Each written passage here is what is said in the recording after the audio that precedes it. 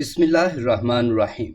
یاسر ایسا خوبرو تھا کہ یونیورسٹی کی لڑکیاں اس پر جان دیتی تھیں اور کیفیٹیریا میں اس کے ساتھ چائے پینے کو زندگی کا پر لطف لمحہ سمجھتی تھیں۔ یاسر شرمیلا بہت تھا۔ وہ ان لڑکیوں میں سے بہت سو کے ساتھ اٹکیلیاں کرنا چاہتا تھا لیکن ایسا کر نہ پاتا تھا۔ وہ ڈرتا بھی بہت تھا۔ یہ اس کی فطری کمزوری تھی، جبکہ دیگر لوگ اسے مغرور سمجھتے تھے۔ مگر بھلا غرور کاہے کا؟ وہ نہ تو امیر خاندان کا تھا اور نہ کسی بڑے افسر کا بیٹا۔ وہ بیچارہ تو متوسط طبقے کا فرد تھا۔ یاسر ان تمام باتوں اور حالات کے قطع نظر ایک لڑکی کو بہت چاہتا تھا، رامین۔ اس کی دور پرے کی رشتہ دار تھی۔ وہ تھی بھی تو بہت خوبصورت۔ یاسر کو تو وہ بہت ہی پیاری لگتی تھی اور بس اس کی ایک ہی خواہش تھی کہ نوکری لگتے ہی وہ رامین کا بر مانگ لے۔ وہ خیالوں میں بھی رامین کے ساتھ بہت گھوما پھرتا کرتا تھا۔ اکثر یہ ہوتا کہ وہ 2 کون آئس کریم لیتا، دوسری کس کے لیے بھلا؟ وہ ہوتا تو اکیلا تھا۔ ارے بھائی، رامین کے لیے، جو اس سے کوسوں دور سیالکوٹ میں بیٹھی تھی۔ یاسر ایک آئس کریم خود کھاتا، دوسری اس کے ہاتھ میں پگھل جاتی اور کہیں نلکے سے یاسر کو ہاتھ دھونے پڑتے اور ماں سے جھاڑ الگ کہ وہ ہر روز اپنی شرٹ کو گندا کراتا ہے۔ بس انہی خیالات میں کھوئے ہوئے یاسر یونیورسٹی میں پاس ہوا اور اس کے نصیب اچھے تھے جو کالج میں اسے لیکچررشپ ملازمت مل گئی تھی۔ اب وہ روز ماں سے رٹ لگائے رکھتا کہ وہ رامین کے والدین کے پاس جائیں اور ان سے بیٹی کا رشتہ مانگ لیں۔ آخرکار ایک دن ماں مان گئی اور وہ انہیں الصبح تانگے پر بٹھا کر اسٹیشن کی طرف چل پڑا۔ اسٹیشن پہنچے تو ٹرین لیٹ تھی۔ سورج نکلنے میں ابھی کافی دیر تھی، جبکہ ٹھنڈ بھی اچھی خاصی ہو رہی تھی۔ یاسر کو ڈر تھا کہ ماں کہیں اپنا ارادہ ہی نہ بدلتے۔ وہ بھاگم بھاگ ماں کے لیے گرما گرم چائے لے آیا تھا۔ ویٹنگ روم جو خالی پڑا تھا، وہاں ماں کو ایک آرام دہ کرسی پر لٹا کر یاسر نے ماں کے گرد کمبل لپیٹ دیا تھا۔ اس کی ماں بیٹے کی حالت دیکھ کر دھیرے سے مسکرائی تھی اور اس نے بھی ارادہ کر لیا تھا کہ وہ اپنے بیٹے کے لیے رشتہ لے کر ہی لوٹے گی۔ چنگا بھلا لڑکا تھا، ایم اے پاس، نوکری بھی تھی، اور یاسر نے ماں کو یہ بھی باور کرا دیا تھا کہ ان سے یہ ضرور کہیے گا کہ یاسر مقابلے کا امتحان ضرور پاس کرے گا۔ یاسر کی ذہانت کی بڑی دھوم تھی۔ پتہ نہیں یہ دھوم کیسے ہوئی، ورنہ تو وہ اپنے متعلق بہتر جانتا تھا کہ خاصا بے وقوف ہے۔ بس یاسر کے جاننے والوں پر اس کا روب سا پڑ گیا تھا اور وہ بھی اپنا بھرم رکھنے کی خاطر بڑی بڑی باتیں کرتا تھا اور پھر اکیلا بیٹھ کر سوچتا کہ اس نے کہا کیا تھا۔ کچھ کتابوں کے ناموں سے وہ واقف تھا، کچھ لکھنے والوں کے بھی جو کہ دیگر نہیں جانتے تھے۔ جان کیٹس کا نام وہ بڑی ہی عقیدت سے لیتا تھا۔ ٹھنڈا سانس بھر کر وہ بڑی ادا سے کہتا تھا، کیٹس تو ایسے لگتا ہے جیسے اس کی نظموں کا راز وہی سمجھ سکا ہے۔ حقیقت یہ تھی کہ کیٹس کی ایک لائن بھی اس کے پلے نہ پڑی تھی۔ جھوٹا جہان کا تھا، جس کا دور چلتا وہ کھرا، اور وہ بھی ایسا ہی کھرا تھا۔ اب اگر وہ مقابلے کے امتحان میں بیٹھنے کی خبر دے رہا تھا تو اس کے جاننے والوں میں سے کوئی بھی ایسا نہ تھا جو یہ یقین نہ کرتا کہ وہ اب امتحان میں بیٹھے گا اور کامیابی نہیں حاصل ہوگی۔ اس کا چہرہ ہی ایسا تھا کہ جیسے اس نے کائنات کے تمام رازوں کو جان لیا ہو۔ ٹرین برانچ لائن پر رکتی اور چلتی رہی اور آخرکار سیالکوٹ کا اسٹیشن آ ہی گیا۔ سیالکوٹ، اس سے یہ نام بڑا عجیب لگتا تھا، اپنے ملک کے بعض دوسرے شہروں کے ناموں کی طرح دلچسپ اور مضحکہ خیز، جیسے ڈسکا۔ لیکن اب اس سے وہ نام بہت بھلا لگا۔ جب یاسر کا تانگا رامین کے گھر پر پہنچا تو اس کے دل کی دھڑکن بڑھ گئی۔ کمرے میں بیٹھے یاسر کے ہاتھ کانپ رہے تھے اور شربت کا گلاس تھامنا مشکل ہو رہا تھا۔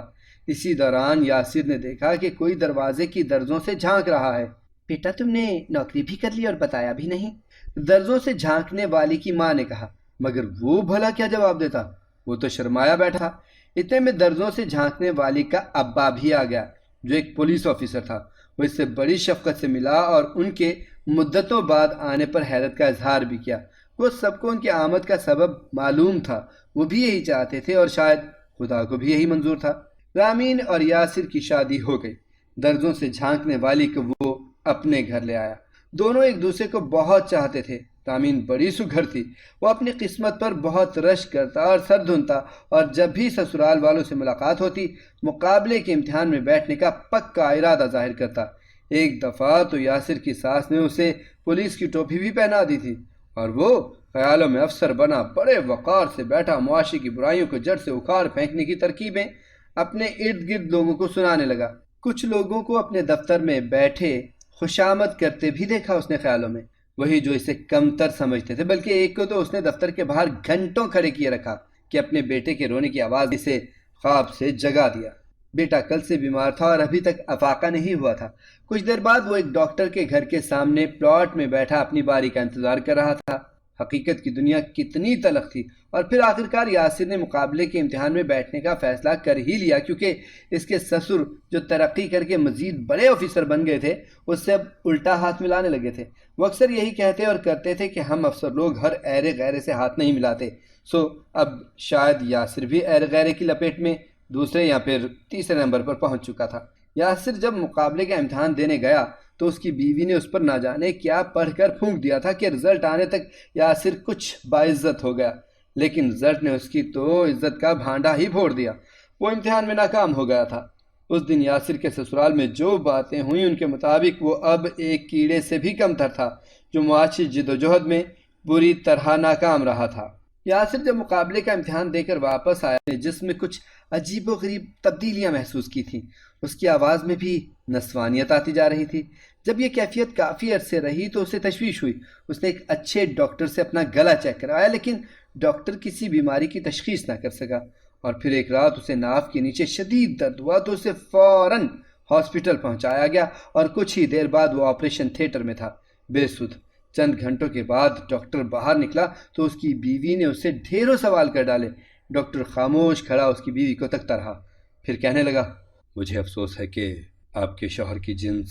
ابھی اتنا ہی کہا تھا کہ بیوی نے چیخیں مارنی شروع کر دیں۔ ڈاکٹر نے اسے مضبوطی سے تھاما اور چیختے ہوئے کہا، وہ زندہ ہے لیکن اس کی جنس بدل گئی ہے، وہ اب ایک مکمل عورت بن چکے ہیں۔ بیوی کی چیخیں کہیں فضا میں یکدم تھم گئیں اور اسے سکتہ ہو گیا۔ اگلے دن وہ وارڈ میں کمبل میں لپٹا چپ سادھے چھت کو تک رہا تھا، ساتھ ہی آنسو بہاتی بیوی کے ہاتھ اپنے ہاتھ میں تھامے اسے یہ وعدے لینے کی کوشش کر رہا تھا کہ وہ اس بات یا راز کا ذکر کسی سے نہ کرے۔ وہ ہاسپٹل میں چند روز رہا اور یہ راز کسی نہ کسی طرح راز ہی رہا۔ ڈاکٹر نے بھی اپنے پیشے کی اخلاقیات کو مد نظر رکھتے ہوئے کسی سے کوئی بات نہ کی۔ زخموں کے بھرنے کے بعد وہ کالج جانے کی تیاری کرنے لگا۔ بیوی سے اس نے ایک بار پھر ڈھیروں منتیں کیں کہ وہ اس راز کو ہمیشہ کے لیے اپنے سینے میں دفن کر لے۔ وہ بظاہر مرد ہی رہے گا اور ہمیشہ بیوی بچوں کا ساتھ دے گا، لیکن یہ راز بھلا کیسے راز ہی رہتا؟ اس کی آواز میں نسوانیت تو آ چکی تھی، جس کی تبدیلی کے ساتھ حرکات و سکنات اور رویہ بھی بدل گیا تھا۔ جلد یا بدیر اس راز کو تو کھلنا ہی تھا۔ اس نے کالج سے لمبی چھٹی لے لی تھی۔ یہ اتفاق ہی تھا کہ اس کے سسر کا تبادلہ بھی اسی شہر میں ہو گیا تھا۔ ہفتہ بھر تو وہ کامیاب رہا کہ اس کی بیوی سسرال نہ جائے، لیکن کب تک؟ بیوی کی ضد سے مجبور ہو کر اس نے بیوی کے ساتھ جانے کا فیصلہ کیا تاکہ یہ دھیان رکھے کہ کہیں اس کی بیوی یہ راز اگل نہ دے۔ مگر ہوا یہ تھا کہ جیسے ہی وہ سسرال کے گیٹ پر پہنچے تھے اس کی بیوی کی سسکیاں بلند ہوئی تھیں اور وہ بھاگ کر ماں کے سینے سے لگ گئی۔ بیٹی کبھی یوں روتے ہوئے نہیں آئی تھی، تو پھر آج کیا ہوا تھا؟ اس کی ماں حیران و پریشان تھی۔ ماں یہ بیوی نے اس کی طرف اشارہ کرتے ہوئے کہا تھا، اور اس کا دل چاہا تھا کہ زمین پھٹ جائے اور اسے نگل جائے۔ یہ عورت بن گئے ہیں۔ یہ سننا تھا کہ سب کھلکھلا کر ہنس پڑے، لیکن جب بیٹی کی ہچکی بند گئی تو سب کو تشویش ہوئی تھی۔ ہائے، سب کے منہ سے یک زبان نکلا تھا۔ وہ بیچارہ سسر کے سامنے سر نیچے کیے بیٹھا رہا۔ یکا یک اس کے سسر کا ایک کہکہا بلند ہوا تھا اور پھر وہ ہنستے ہنستے لوٹ پوٹ ہو گیا تھا، جیسے اس پر ہنسی کا دورہ پڑ گیا ہو۔ باقی سب لوگ یوں ڈر کے مارے کمرے میں گھسے جیسے وہاں کسی آصف کا سایہ ہو۔ اسے کپ کپی لگ گئی تھی، کوئی اسے کمبل دے یا گرم چائے کا ایک کپ، لیکن کون؟ میں تو کہتی تھی وہ ہمارے متھے ہمارے لکھے نصیبوں کی طرح لگا تھا۔ مجھے تو یہ شروع سے ہی زہر لگتا تھا، پلے نہ پیسہ نہ ٹکا، ہم نصیبوں کا لکھا جان کر چپ ہو جاتے تھے، لیکن اب یہ، ہائے ہائے، اب یہ۔ اس کی ساس دھاڑیں مار مار کر رونے لگی تھی۔ اس کی نظریں اپنی بیوی کو تلاش کرنے لگی تھیں، اور جب اس پر نظر پڑی تو اتنا بیگانہ چہرہ اس نے پہلے کبھی نہ دیکھا تھا۔ دراصل اسے بیگانہ ہونے کے معنی آج اپنی بیوی کا چہرہ دیکھ کر معلوم ہوئے تھے۔ اس نے کانپتے ہوئے کہا تھا، میں گھر جانا چاہتا ہوں۔ نہیں نہیں، چاہتی ہوں بولو۔ یہ کہہ کر اس کے سسر پر پھر سے ہنسی کا دورہ پڑا تھا، تو وہ کمرے سے باہر نکل آیا تھا۔ چھوٹا بیٹا اس کے پیچھے ابا ابا کہتے بھاگ رہا تھا۔ دوسرے دو بیٹے سہمے دروازے سے لگے کھڑے تھے، اس کے چہرے پہ حسرت اور یاس جیسے جم سے گئے ہوں۔ وہ اکیلا گھر سے نکلنے لگا تو ساس پیچھے سے چیخی تھی، ارے اکیلی کہاں جاتی ہو؟ کامی جاؤ، اسے چھوڑو، کہیں راستے میں کوئی گل ہی نہ کھلا بیٹھے۔ اس کی ساس ہمیشہ خوفزدہ رہتی تھی کہ کہیں کوئی گل نہ کھلا بیٹھے۔ وہ معاشرے میں پھیلتی بے حیائی پر بہت کرتی تھی۔ کامی حیران پریشان گاڑی چلاتا اسے گھر تک چھوڑ گیا تھا۔ راستے میں ان کے درمیان کوئی گفتگو نہ ہوئی تھی۔ گھر آتے ہی وہ چیخ چیخ کر رونے لگا تھا، لیکن کب تک؟ تقریباً 2 گھنٹے کے بعد گھنٹی بجنے پر اس نے دروازہ کھولا تو سامنے بیوی کو کھڑے پایا۔ وہ بغیر بات کے اندر چلی آئی اور اندر آ کر اپنا سامان سمیٹنے لگی۔ وہ سامان سمیٹتی جاتی اور روتی جاتی۔ جب وہ اپنا سارا سامان سمیٹ چکی تو اس کے پاس آن کھڑی ہوئی۔ وہ کچھ نہ بولا اور خاموش سر نیچے کیے بیٹھا رہا۔ میں جا رہی ہوں، ہمیشہ کے لیے۔ وہ خاموش رہا۔ پھر بیوی اور اس کا بھائی باری باری سامان گاڑی میں رکھنے لگے۔ سامان رکھ چکے تو وہ ایک مرتبہ پھر اسے وہی فقرہ دوبارہ سنانے کے لیے آئی۔ اس نے سن لیا اور کچھ نہ بولا۔ اب ہم اکٹھے نہیں رہ سکتے، گناہ ہوگا، تمہارا میرا اب کوئی رشتہ نہیں رہا۔ ویسے مجھے تم سے یہ امید نہ تھی۔ اب وہ بھلا بیوی کے اس آخری جملے کے جواب میں اور کیا کہتا؟ جب اس کی بیوی اور اس کا بھائی چلے گئے تو اس نے حسب معمول دروازہ بند کیا اور بستر پر لیٹ گیا۔ 2-3 دن کے بعد جب دروازہ گھر کا توڑا گیا تو وہ مردہ پڑا تھا اور سرہانے ایک چٹ رکھی تھی، میں جا رہا ہوں، ہمیشہ کے لیے۔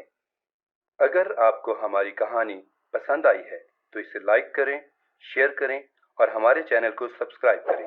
اگلی کہانی تک کے لیے اجازت دیجیے۔ اللہ